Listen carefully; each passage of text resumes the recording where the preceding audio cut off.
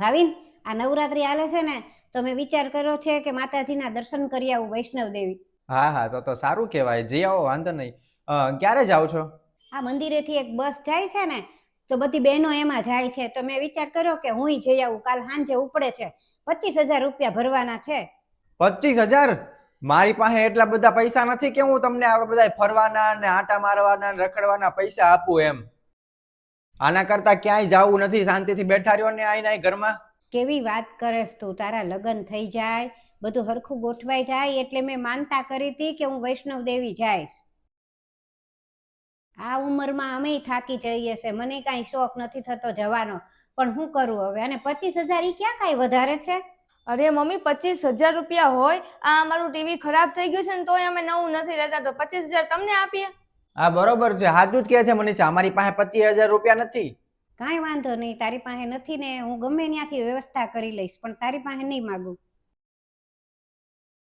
તું મને એક વાત કહે તો, તું મંદિરે શું કરવા જાસ? અરે નવરાત્રી ચાલે છે અને મંદિરે શું કામ જતા હોય માણસો? માતાજીને પગે લાગવા માટે, માતાજીના દર્શન કરવા માટે. અને તને યાદ છે કે તે તારી મમ્મીનું કેટલી વાર અપમાન કર્યું છે? અરે ક્યાં માતાજી ને ક્યાં તમે? કેવી સરખામણી કરો છો?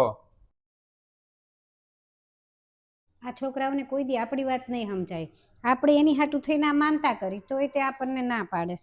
શું કરવું હવે? મેં તો બધી તૈયારી કરી નાખી હતી, સામાન પેક કરી લીધો ને આ ના પાડેસ જવાની. ક્યાંથી પૈસા લાવું? મારા ભાઈને ફોન કરું, લાવ.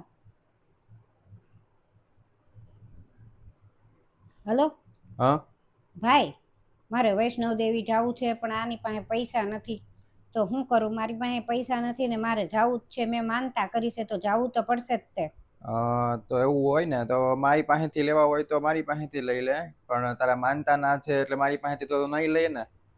માનતા ના તો મારે કોઈ પાસેથી ન લેવાય ને. તો એક કામ કર, મકાન વેચી દે અને જે પૈસા આવે ને એ પૈસા લઈને ફરી આવો ને દર્શન કરી આવો શાંતિથી, પછી ગામડે રહેવા વયા જાજો.